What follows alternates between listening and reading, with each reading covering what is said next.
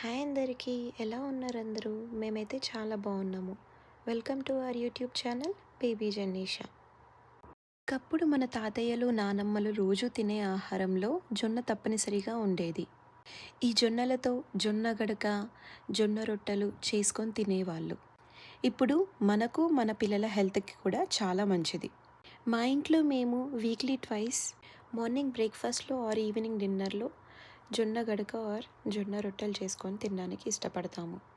ఎటువంటి పెస్టిసైడ్స్ లేకుండా పండించిన జొన్నల్ని మా అత్తయ్య వాళ్ళు స్పెషల్గా జర్నీ కోసం పంపించారు ఇండియా నుంచి.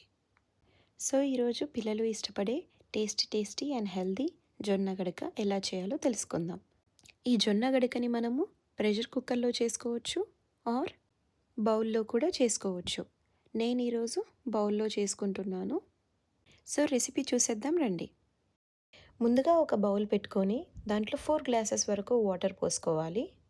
తర్వాత ఇంకొక చిన్న బౌల్లో 1.5 కప్ వరకు నేను జొన్న గడకని తీసుకుంటున్నాను. నాకు మెజర్మెంట్ తెలుసు కాబట్టి నేను స్పూన్తో తీసుకుంటున్నాను. ఇప్పుడు దీంట్లో వాటర్ వేసి సోక్ చేసుకొని 5 మినిట్స్ పక్కకు పెట్టుకోవాలి. నేను సోక్ చేయడానికి హాట్ వాటర్ యూజ్ చేస్తున్నాను. వాటర్ బాగా బాయిల్ అయిపోయాయి. ఇప్పుడు మనం ముందే మిక్స్ చేసి పెట్టుకున్న జొన్న గడకని దీంట్లో వేసి కలుపుకోవాలి. ఈ ప్రాసెస్ మొత్తంలో జొన్న గడకని బాగా కలుపుతూ ఉండాలి, సో దట్ లంప్స్ ఫామ్ అవ్వకుండా ఉంటుంది. ఈ జొన్న గడకని మీడియం ఫ్లేమ్లో పెట్టుకొని కుక్ చేసుకోవాలి, సో దట్ అడుగంటకుండా ఉంటుంది. ఇప్పుడు మీరు దీంట్లో మీ టేస్ట్కి సరిపోయేంత సాల్ట్ వేసుకొని ఆఫ్ చేసుకోవాలి. అంతే, ఎంతో హెల్దీ జొన్న గడక రెడీ అయిపోయింది. ఈ జొన్న గడకలో మీరు పెరుగు ఆర్ పాలను వేసి తినొచ్చు.